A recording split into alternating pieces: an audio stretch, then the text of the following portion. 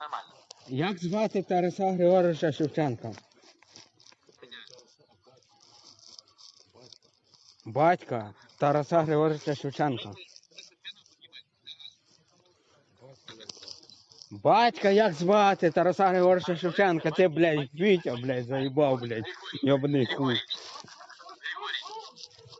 Известный человек, который умнее любого человека в мире. Якщо не спорить. Окей, бро? Не окей, ти, блядь, заїбав, йобаний хуй. Не Женя. Я Женя Валючик, зв'язний блогер, мер молочного. Який Вадик? Женя Валючик, зв'язний блогер.